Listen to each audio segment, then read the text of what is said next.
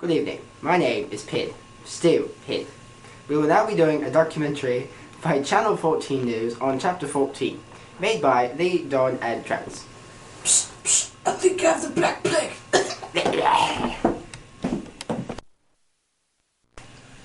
Good morning. Before 1000 AD, churches suffered as a result of Viking attacks. Many monasteries were destroyed as a result of these attacks. The church as a whole suffered as well. Some priests were almost illiterate.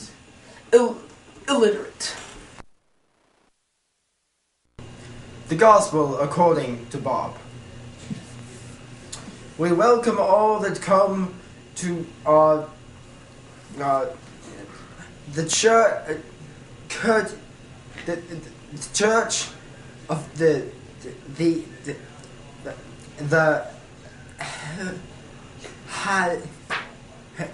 holy septic thingy. Hello, this is Somewhat Serious here in Cluny, France, with Aloha Church, an influential monk reformer. What can you tell us about the reform? Well, I believe that church reforms are going very smoothly, but I'm concerned about three problem areas. What are the problem areas and what are their effects? The first problem deals with priests marrying and having children. This is against church rules, and I believe priests should know better. The second problem is simony, which is the process of selling church positions in order to gain money. I believe that this is very bad. The third problem is lay investiture. I despise the man who created this irksome idea. All these kings appointing bishops who are corrupt is getting on my nerves. I believe the only person who should be able to appoint bishops should be the Pope. Very interesting. How is the reform changing the church as a whole? The church has been restructured to resemble a kingdom. The Pope's advisors are called the Curia. They create papal laws dealing with marriage and divorce and other things. They also handle court disputes on these areas. A tax called a tithe, which represents 10% of a Christian family's income, is gathered every year. The Pope is becoming a major authority across Europe. With this new structure, we hope that simony and lay investiture will decline. I love the church. What can you tell us about the friars? First, let me clear up any hazy areas about monks. We spend our lives in monasteries, studying Christianity and God. We live lives of toil and hardship, following Benedictine rule. Friars are similar to monks, but they travel the world preaching and begging. They take vows of chastity, obedience, and... Oh, I love the church. Are you okay? I'm fine. They take vows of chastity, obedience, and poverty, owning no worldly possessions. Wow. It's amazing you're able to do what you do. Thank you, Aloha Church. This is Somewhat Serious signing off from Cluny, France. Die Jesu Domine, dona eis requiem. Die Jesu Domine. Looks like a war is broken out between the English and the French.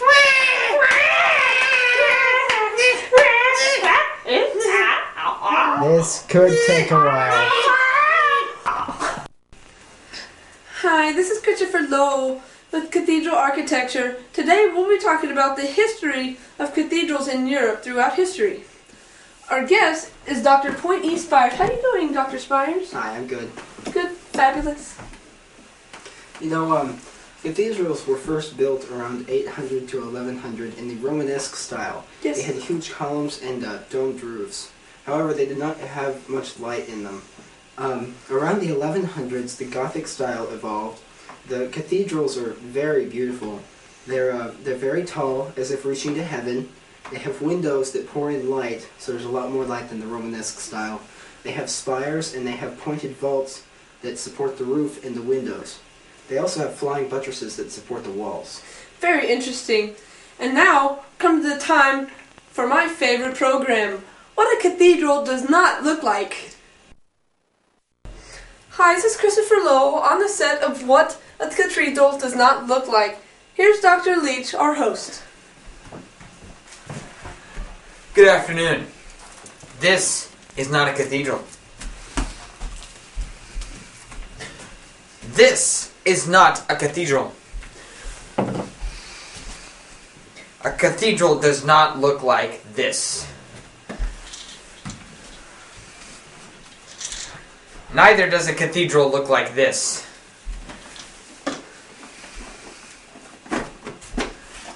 This is not a cathedral. This is not a cathedral. This is not a cathedral.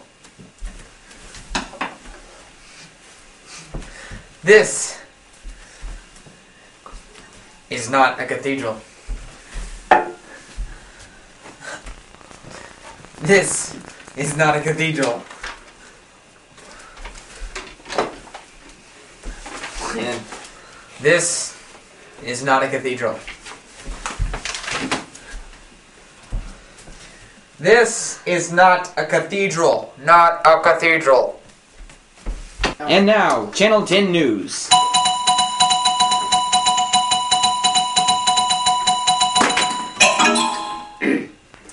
Six years ago, in 1093, Byzantine Emperor Alexius Comnenus wrote a letter to Pope Urban II asking for help to fight against the Muslim Turks attacking the Byzantine capital Constantinople.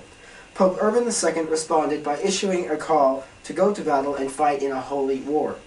This crusade, as it was called, was joined by thousands of Europeans. The goal of the Crusades is to regain the Holy Land from the Muslims. We now take you to the heat of battle in Jerusalem, where the Crusaders are very close to capturing the city.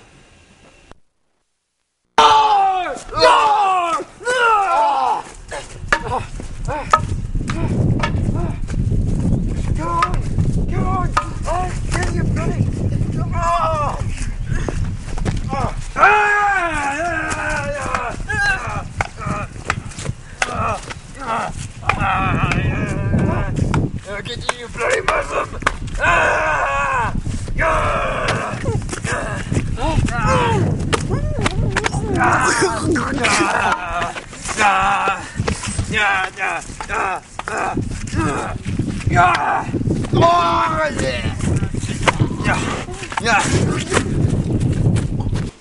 Yar! Salad and Salad Shop!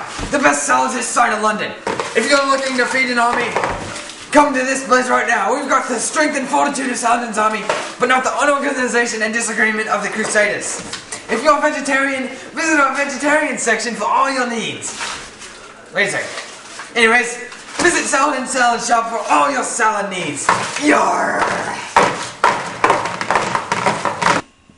In the 800s, the country of England was hit by wave after wave of Danish Viking invaders. Finally, one English leader, Alfred the Great, was able to repel the Vikings. Over time, his successors united the kingdom, naming it the Land of the Angles, or England. All was well until 1016, when the Danish king Canute conquered England. His invasion resulted in the Anglo-Saxons, who were the native English, and the Viking invaders to blend into one people. However, after Edward the Confessor died without an heir, a power struggle erupted to win the throne. These events set the stage for the Battle of Hastings in 1066. On October 14th, 1066, William the Conqueror, Duke of Normandy in France, landed at England. What resulted was the Norman conquest of England. After killing Harold Godwinson, the English king, and defeating the English army at Hastings, William declared all of England his personal property. He replaced English lords with Normans loyal to him, and by doing this, he set up the basis for centralized government.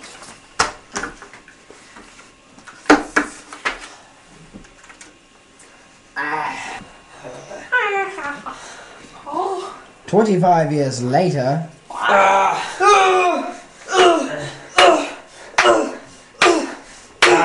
English convict! Your father was a hamster, and your mother smelled of elderberries! Jesu Domine, dona eis requiem. And now, Channel 14 News with Gonna Quit. Hi, I'm gonna quit with reporting with the history of government.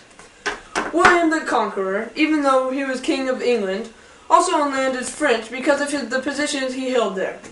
As a result, his descendants to the throne of England owned land in both France and England. Henry II was one of these descendants, and after he married Eleanor of Aquitaine, he gained even more land.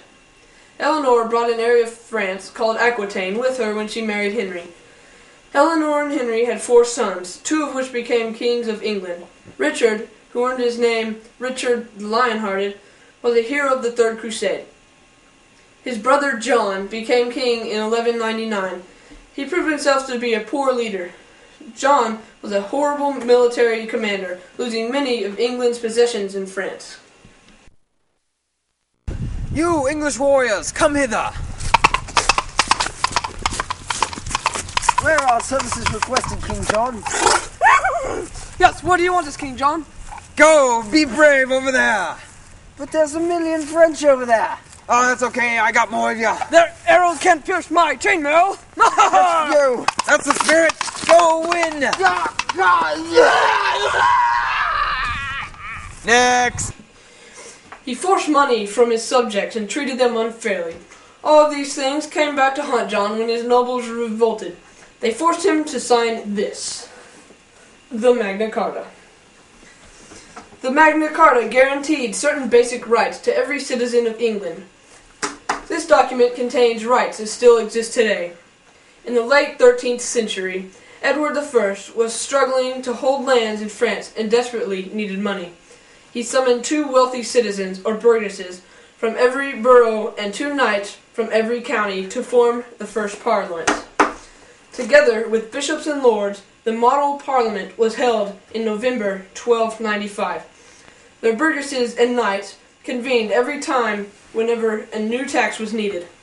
Parliament became a tool that weakened the nobles and eventually limited the power of monarchs, like the Magna Carta.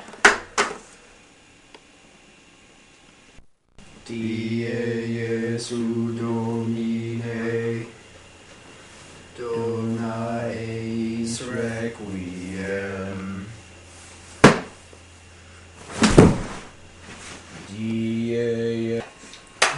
And in the 50th year... Just wait till my grandsons come and get ya. French grandsons are better than English ones! Ah. Oh, wait! Oh. Okay.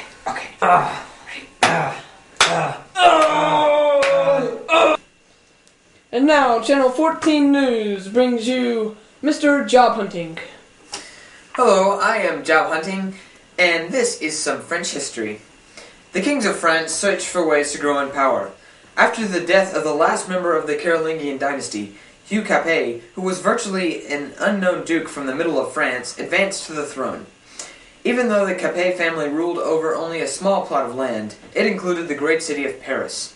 Over time, the Capet family rose in power, and the Capetian dynasty ruled France for about 400 years. Philip Augustus was the most powerful king of the Capetian dynasty. Philip used his craft, curiosity, and determination to regain the land lost by his father and to create a more powerful government. Philip's strong government was strengthened by his grandson, Louis IX, known as the ideal king because of his saintly virtues. The French were encouraged to limit the power of the nobles and created a meeting called the Estates General to support royal policies. The estates consisted of church leaders, nobles, and as a result of Philip IV, commoners. Similar to the English Parliament, the Estates General increased royal power of the nobility. The Estates General was not as influential as the Parliament, in that it never limited the power of the king. And now, Mr. Bill Ding of Channel 14, Agricultural Report. Salad and salad. Oh, God. Hey, Salad Boy. We're on.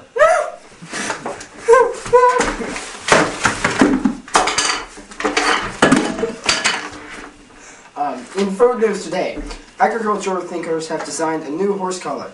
This new collar straps onto the horse around its stomach, unlike older models that are worn around the neck. Thousands of horses across Europe have become sick or died as a result of the neck collar. According to the world's leading scientists, the neck collar constricts horses' respiratory cavities, resulting in a lack of oxygen. They say that the new collars will not affect the horse's ability to work. Peasants report that the three-field system for growing food has greatly increased the supply of food across Europe. Farmers are now able to farm 2/3 of their land, not just 1/2 of it. This innovation is the result of a great mathematical discovery. There are numbers after 2. Towns across Europe are exploding as an increased food supply and stimulated economy are raising the population limits of towns. These growing towns are attracting serfs from lands. After they run away from their lord, which most of them do, they begin life in a town, becoming a burgher or town dweller.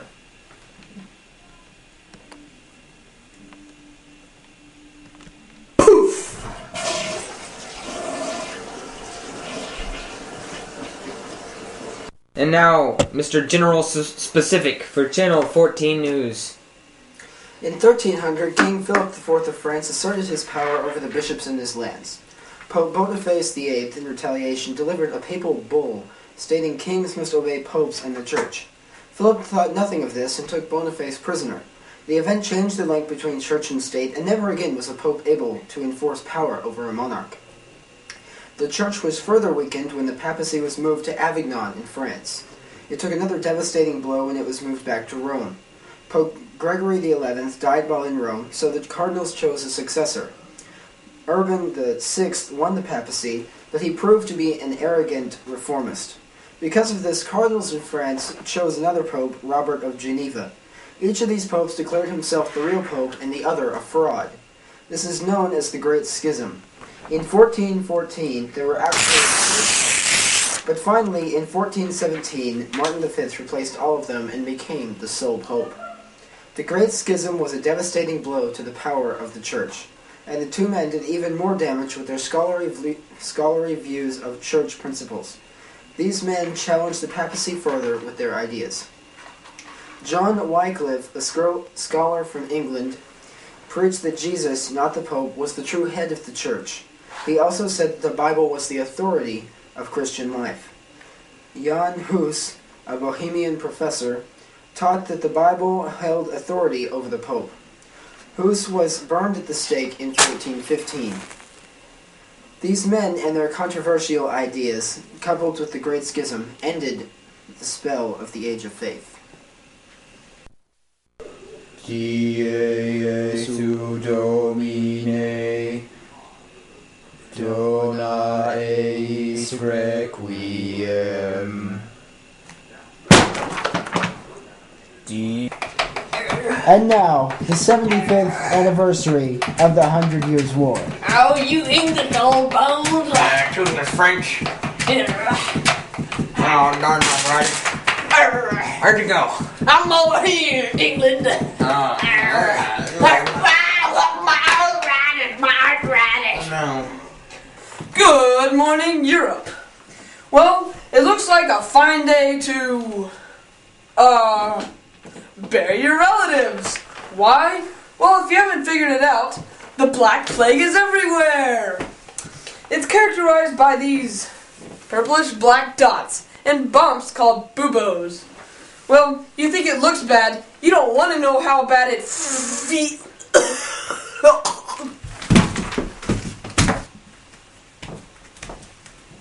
Hello. As you can see, this disease was born in the Far East and was swept across Asia by horseback Mongols. In 1345,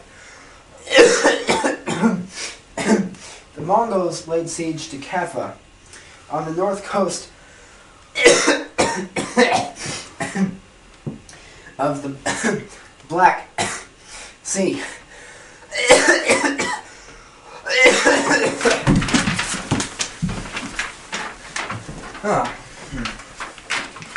Well, just a few years ago, in 1347, Italian merchants living there in Kaffa fled to Italy, Genoa, and bringing the deadly disease with them.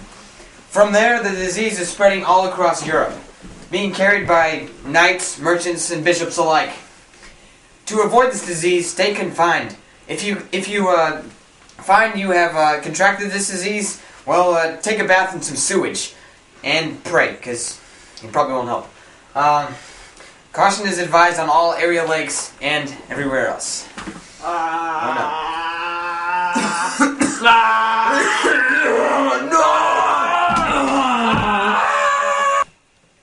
The year teeth look like this?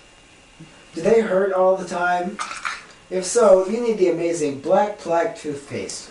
This cleans away every tiny particle of black plaque in your entire mouth. Never worry about plaque again. Why does this work so well? A combination of dihydrogen monoxide coupled with the power of water after being mixed together forms the most potent toothpaste ever. But don't worry, if all this powerful talk is making you scared to touch this stuff, you'll be glad to know that it is completely antitoxic. So keep your plaque under control with Black Plaque toothpaste. Use only as directed. Children under 45 should not use this product. If you swallow more than one drop of this paste, try not to die. And we're on in 1, 2, 5, 3, sir, 3. 3. The Hundred Years' War was fought between 1337 and 1453. It was a series of battles fought in France between England and France. The English were trying to capture land in France, while the French opposed this. Out of these battles, 3 were the most important: Crécy, Poitiers, and Agincourt. At these 3 famous battles, the mounted knight became obsolete as a result of English longbowmen. We now take you back in history to the Battle of Crécy, France, 1346. The English forces were met by a French force 3 times their size, consisting of heavily armed knights. Nonetheless, English longbowmen let their arrows fly, catching the French archers out of range. The French archers fled, but their cavalry charged, cutting down their own men. When the cavalry closed in on the English, they too were massacred by the English arrows. Crécy was also the first battle in which gunpowder was used by the English. In the later years of the war, the French lost hope in the cause. Henry V, an Englishman, was to inherit the French throne. Thousands of men had lost their lives. However, a young girl named Joan of Arc would change everything. She claimed divine voices told her to free France from the English. Joan led the French army against the English fort, blocking the major city of Orleans. After a retreat, the army of France united behind Joan and lifted the siege of Orleans. Joan and the French continued to fight the English out of France.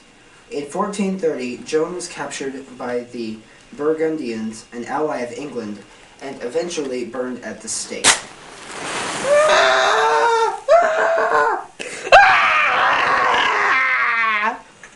The Hundred Years' War resulted in a rise of nationalism, the thought that the king was a national leader, not a feudal lord.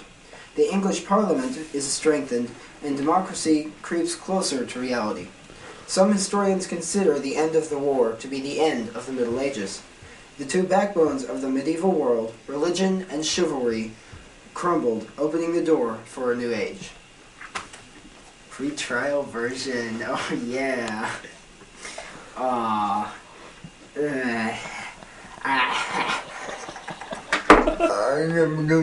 And now, the 100th anniversary of the 100 Years' War.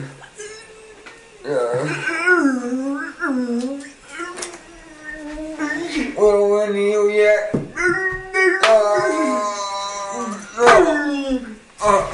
Victory for the French!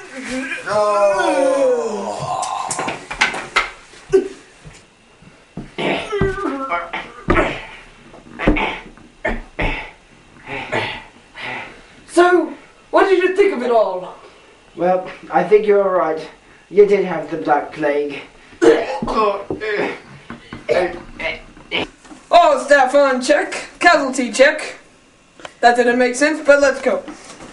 Alright, now we're gonna go scan through the destruction we made through this 15-hour video.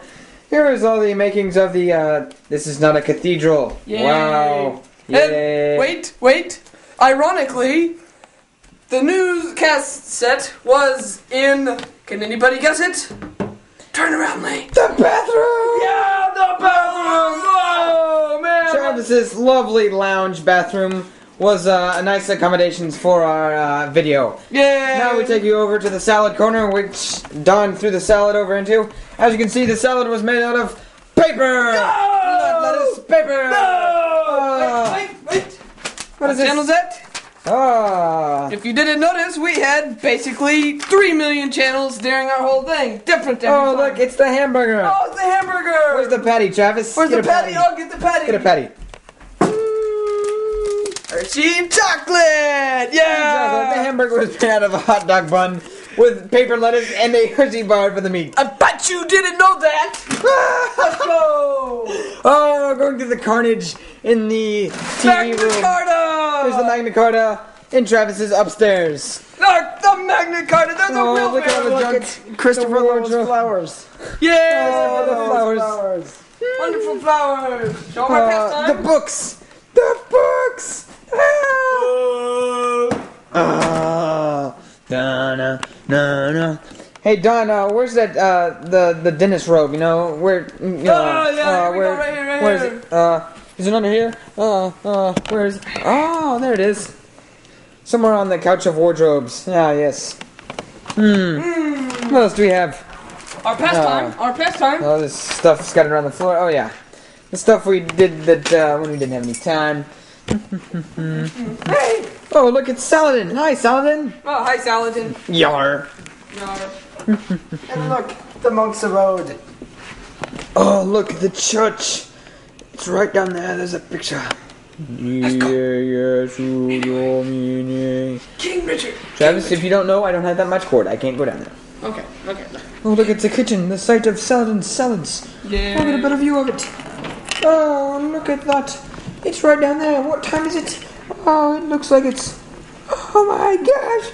It's 10:10. Guess what? Since we've been here, 8 o'clock in the morning. 8 o'clock in the morning. That is really a long time. Long time. Right, Travis? Long time. Long time. Oh, yeah. I'm King John. Where's King John? King John. Right. Oh, King John. King John. King John. Oh, King John through the ages. Next. Okay. I'm running out of cord now. Running out of cord. Oh, look. The site of the 100 Years' War. Dun-dun. Ta-da. With the swords, I guess those skeletons have rotted away.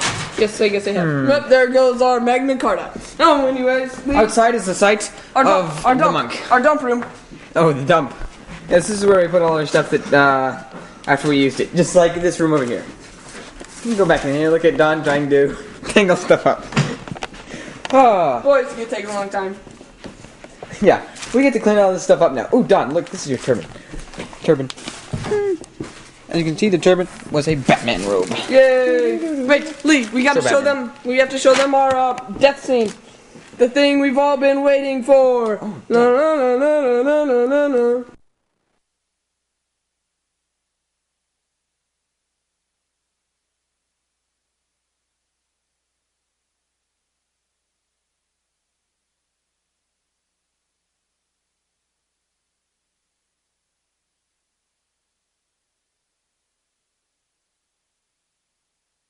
Now.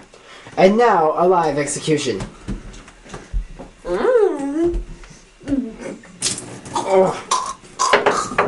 Oh, God. Just a second, I got some more blood.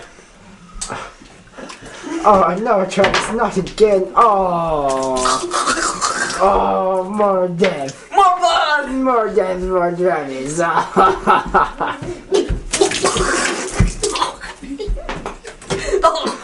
Oh, no. Oh. Yeah. Oh, more death! Oh, more death.